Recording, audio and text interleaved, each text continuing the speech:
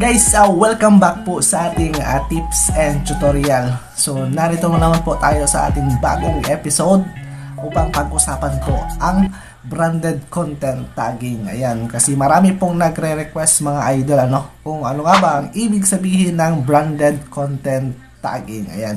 So, for today's video po, atin pong ipapaliwanag kung ano po ang ibig sabihin ng branded content at paano po magsimula, paano po ang sahuran dito sa branded content tagging, paano po tayo kikita dito sa branded content tagging. Ayan. Ano nga ba ang ibig sabihin ng branded content tagging? Ang branded content tagging, guys, ito po ay isang tools upang i-promote ang isang product and services ng isang company. So, ito ay collaboration po ng content creator or influencer at ng isang business company or isang brand. Paano nga ba mag-apply dito sa branded content tagging? Unang-una mga idol, pipili po tayo ng brand na ating gustong i-promote.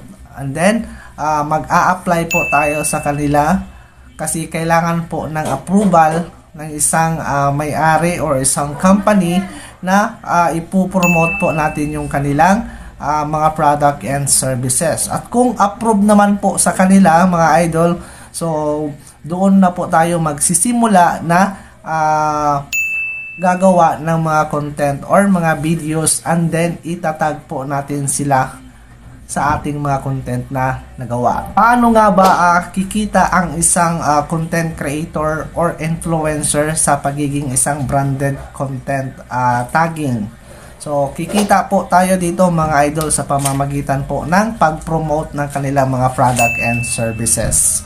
So, gagawa po tayo ng mga content or mga videos, o di kaya gagawa tayo ng mga reviews tungkol po sa kanilang mga product. And then, itatag po natin sa may-ari ng company or sa business owners. Magkano ba ang kikitain ng isang content creator or isang influencer dito sa branded content tagging? Nakadepende po mga idol sa isang company or isang business owner kung magkano po ang ipapasahod sa iyo. So, nakadepende po yan sa inyong agreement. Of course, kung maganda po yung mga content or mga videos nyo na ginawa at nakakatulong naman po ito sa kanilang sales at ito ay tumaas, so malamang malaki po ang kanilang ibibigay na sahod at bibigyan po kayo ng mga freebies or mga libreng products, at yun po ay gagawan nyo ng reviews and mga content. So, ganun po ang proseso ng branded content tagging.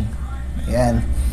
So, take note lang po mga idol, yung mga content or videos po na ginawa nyo tungkol po sa branded content tagging ay hindi na po ito maaaring ipamonetize kay Meta. Kasi nga, once na nagtag po kayo ng isang company or isang business owner, considered as paid na po ito. So, labas na po si Meta doon sa usapan ninyo ng isang company. Ayan. So, I hope mga idol, may natutunan po kayo sa video na ito. And sana po, pag dumaan po sa inyo, FYP ang video na ito, baka naman po patap tayo ng reactions. Mag-iwan na rin kayo ng comment mga idol. And kung nagustuhan nyo po, pa-share naman po tayo ng ating content.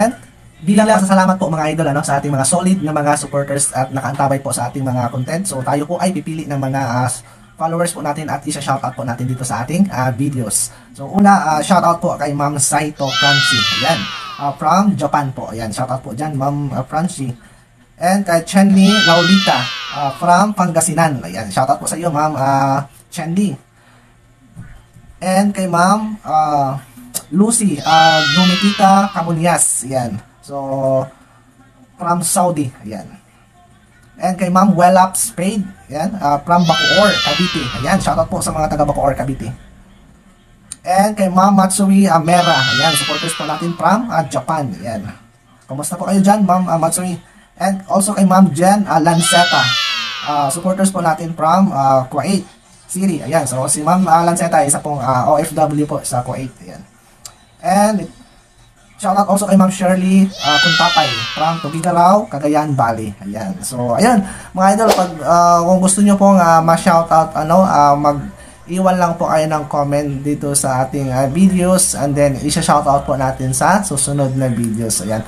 So, hanggang dito na lang po mga idol. Maraming salamat po sa iyong panunood. Kita-kits po sa ating next videos. Ayan. So, God bless po sa inyong lahat.